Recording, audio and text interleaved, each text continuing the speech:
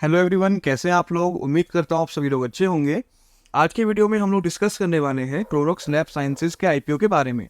इस वीडियो में हम कंपनी के बिजनेस, कंपनी की फाइनेंशियल्स, आईपीओ की कंप्लीट डिटेल्स, इसका लेटेस्ट ग्रे मार्केट प्रीमियम और मेरा इस आईपीओ के लिए क्या ओपिनियन है, ऐसी सारी बातें हम डिस्कस करने वाले हैं। ये एक मेन स्ट्रीम आईपीओ है। आईपीओ डिमांड कर रहा है 130 करोड़ रुपीस की। ये पूरा का पूरा एक ओएफएस रहने वाला है, यानी कि ऑफर फॉर सेल रहने वाला है। फ्रेश इशू बिल्कुल भी नहीं है। आईपीओ सब्सक्राइब करने के लिए ओपन होगा 3 जून को एंड क्लोज हो जाएगा 5 जून को। अलॉटमेंट आपको देखने को मिलेगी 6 जून को। लिस्ट हो जाएगा बोथ बीएसई और एनएसई पर। लिस्टिंग की डेट यहाँ पर निकल कर आ रही है सोमवार 10 जून की। प्राइस बैंड इसका रखा गया है 129 रुपीज़ से 136 रुपीज़ का। मिनिमम लॉट साइज रखा गया है 110 शेयर्स का। रिटेल इन्वेस्टर को यहाँ पर इन्वेस्ट करना होगा मिनिमम 14,960 रुपीज़ का। एंड वहीं पर स्मॉल HNI कैटेगरी वाले इन्वेस्टर को इन्वेस्ट करना होगा minimum 2,09,440 rupees. And big HNI investor को 10,02,320 रुपीज़ का अमाउंट इन्वेस्ट करना होगा। प्रेजेंट में इसका GMP नज़र आ रहा है 57.35% का। एंड लास्टली केफिन टेक्नोलॉजीज इसके इशू का रजिस्ट्रार है। इधर शॉर्ट में सारी इंफॉर्मेशन इस आईपीओ के बारे में मैंने कोशिश किया है कि आपको सब कुछ सरलता से और शॉर्ट में समझा सकूं।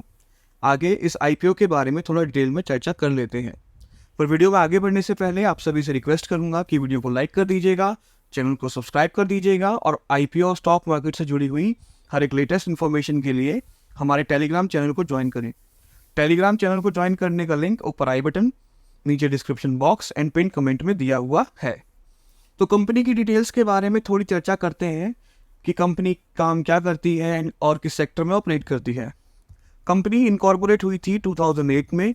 इसके आउटपुट के एंड यूज़र इंडस्ट्रीज़ हैं और ये काफ़ी डाइवर्स हैं, जिनके लिए मैन्युफैक्चर करती है high purity speciality fine chemicals.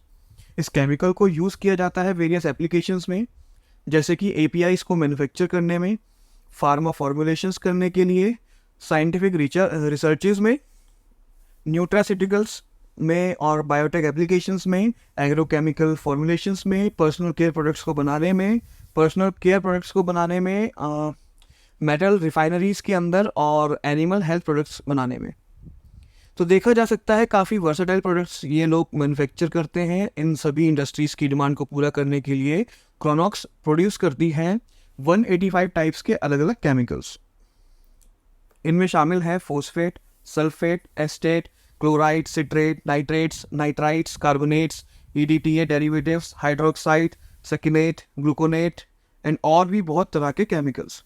इन सभी को ये बेचती है ऑल ओवर इंडिया एंड इसके अलावा 20 से भी ज़्यादा कंट्रीज़ को। एक्सपोर्ट कहाँ कहाँ किया जाता है इस बारे में बात करें तो US, Argentina, Mexico, Australia, Egypt, Spain, Turkey, UK, Belgium, UAE, China and और भी कई सारे कंट्रीज़। कंपनी के पास वडोदरा गुजरात में 3 मैन्युफैक्चरिंग फैसिलिटीज़ हैं, जो कि काफ़ी क्लोज है सी पोर्ट्स के, जैसे कि मुंद्रा, कांडला, हाजीरा और नावा शेवा। टोटल एरिया की बात करें फैसिलिटीज़ की तो ये हो जाता है 17,454 स्क्वायर मीटर्स का। ये एक ISO सर्टिफाइड कंपनी है एंड इसके अलावा FSSC सर्टिफिकेशन भी होल्ड करती है। और इसके अलावा कुछ प्रोडक्ट्स के लिए इनके पास कोशर, हलाल, GMP, GLP सर्टिफिकेशंस भी हैं। प्रेजेंट की बात की जाए तो कंपनी की रिसर्च चल रही है 122 प्रोडक्ट्स पर। पिछले 3 साल में ये 592 कस्टमर्स को सर्व कर चुकी हैं। एट प्रेजेंट कंपनी के पास 212 एम्प्लॉयज़ वेरियस लेवल्स पर काम कर रहे हैं।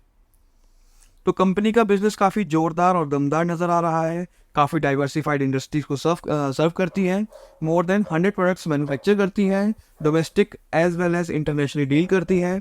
काफ़ी बड़ी जगह है ऑपरेट करने के लिए। 3 फैसिलिटीज़ हैं, वेरियस सर्टिफिकेशंस होल्ड करती है। तो कहा जा सकता है कि काफ़ी ज़ोरों शोरों से काम चल रहा है। पर सिर्फ इतने से ही बात नहीं बनेगी। हमें अपना पैसा इन्वेस्ट करने से पहले देखना चाहिए कंपनी के फंडामेंटल्स एंड फाइनेंशियल्स को। अब बात करते हैं IPO से रिलेटेड डेट्स के बारे में।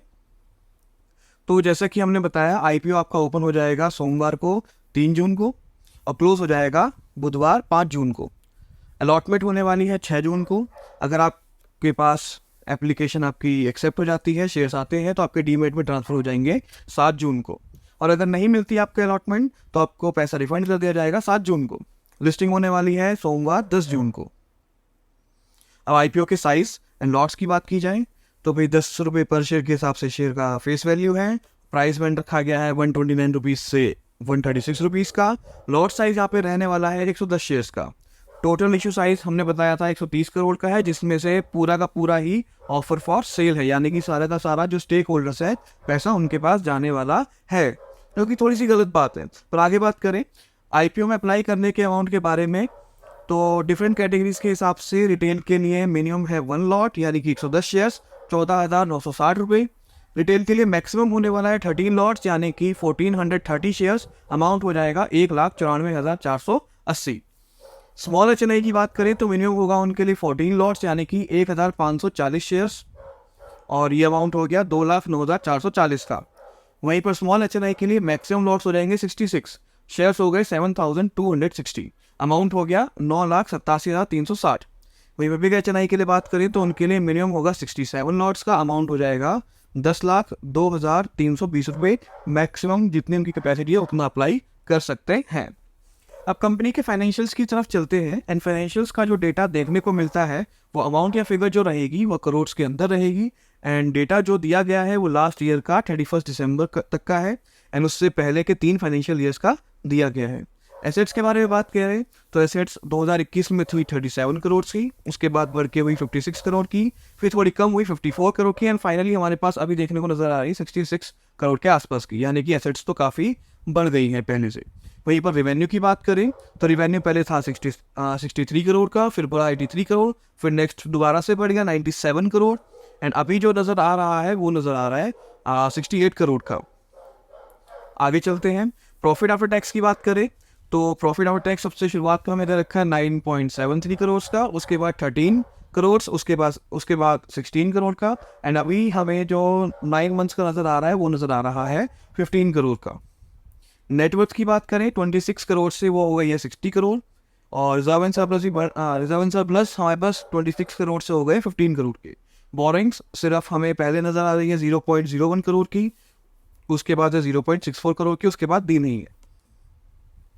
अगर आगे बात करें की परफॉर्मेंस इंडिकेटर्स की तो रिटर्न ऑन इक्विटी दे रखा है 25% का, रिटर्न ऑन कैपिटल एम्प्लॉयड है हमारे पास 33.15% का, रिटर्न ऑन नेटवर्थ है 25% की, प्राइस टू बुक वैल्यू 8.37 का, and profit after tax margin है 22.6% का। तो नंबर्स तो काफ़ी अच्छे दिखाई दे रहे हैं। वहीं पर अगर हम ईपीएस की बात करें तो ईपीएस हमारे पास पहले जो है वो है 4.48 का, और पोस्ट आईपीओ जो होने वाला है वो हो जाएगा वो 5.56 का, ये भी अच्छी बात है। इसके अलावा अगर हम बात करें प्राइस अर्निंग रेशियो की तो 30 से वो कम होके हो जाएगी 24। तो देखा जाए तो कंपनी की परफॉर्मेंस एकदम जोरदार है, फाइनेंशियली काफ़ी स्ट्रांग है, फंडामेंटली भी बहुत स्ट्रांग नज़र आ रही है। अब बात करें इसके ग्रे मार्केट प्रीमियम की तो ग्रे मार्केट प्रीमियम जिस समय मैं वीडियो रिकॉर्ड कर रहा हूँ उस समय पर नज़र आ रहा है 57.35% का। प्राइस हमने बताया 136 का, एक्सपेक्टेड इसकी लिस्टिंग होगी 214 पे, तो प्रीमियम हमारे पास आ गया 78 का। अगर आप अप्लाई करते हैं एंड अलॉटमेंट मिलती है तो अभी के हिसाब से देखा जाए तो लगभग 8,580 रुपीज़ का प्रॉफिट आपके हाथों में आ सकता है, जो कि बहुत अच्छा प्रॉफिट है। अब सबसे मेन सवाल आता है कि आईपीओ में अप्लाई करना चाहिए या नहीं। इसके लिए हमें सबसे पहले अपना टारगेट देखना है कि मेरा टारगेट आईपीओ से एक्चुअली है क्या मैं लिस्टिंग गेन्स लेना चाहता हूँ, या शॉर्ट में सेल आउट करके निकल जाना चाहता हूँ, या फिर लॉन्ग टर्म या मीडियम टर्म के लिए इसको होल्ड करूँगा। तो इसके लिए अब इसके नेगेटिव्स एंड पॉजिटिव्स को एक बार कंपेयर कर लेते हैं। उससे पहले मैं आप सभी को बताना चाहूँगा कि अगर आप अपना डीमेट अकाउंट ओपन करना चाहते हैं तो न्यू डीमेट अकाउंट ओपन करने का लिंक नीचे डिस्क्रिप्शन में दिया हुआ है, ये कोई प्रमोशनल लिंक नहीं है। अब बात करें आईपीओ के बारे में, सबसे पहली बात तो कि ये कम्प्लीटली ऑफर फॉर सेल है, यानी कि कुछ भी पैसा कंपनी के हाथ में नहीं आने वाला है, सारा का सारा पैसा ये प्रमोटर्स एंड प्रीवियस इन्वेस्टर्स के हाथ में ही जाएगा। तो ये एक मेजर डिसएडवांटेज है इसका मतलब ये है कि आईपीओ निकाला जा रहा है स्टेक होल्डर्स के पार्शियल एग्जिट के लिए, पर साथ ही साथ इसी वजह से लिस्टिंग बेनिफिट्स भी दे सकता है। वहीं पर अगर फाइनेंशियल्स की तरफ नज़र डालें तो कंपनी काफ़ी स्ट्रांग है और काफ़ी ब्राइट नंबर्स है इसके रेवेन्यू एंड प्रॉफिट में। ऑलरेडी 185 प्रोडक्ट्स बना रही है, 122 पर काम कर रही है, एसेट्स ऑलमोस्ट डबल हो गए हैं पिछले 4 साल में, पैट में ग्रोथ है, नेटवर्थ में भी अच्छी ग्रोथ है। तो ओवरऑल एक अच्छा फ्रेमवर्क लेके आई है कंपनी अपने फाइनेंशियल्स एंड फंडामेंटल्स का अपने IPO को बैक करने के लिए। तो इन्हीं सब बातों को ध्यान में रखकर आप अपना डिसीजन लेना। होप करते हैं कि ये हमें लिस्टिंग गेंस देकर जाएगा एंड आप मीडियम या लॉन्ग टर्म में होल्ड करना चाहें तो भी एक अच्छी चॉइस हो सकती है।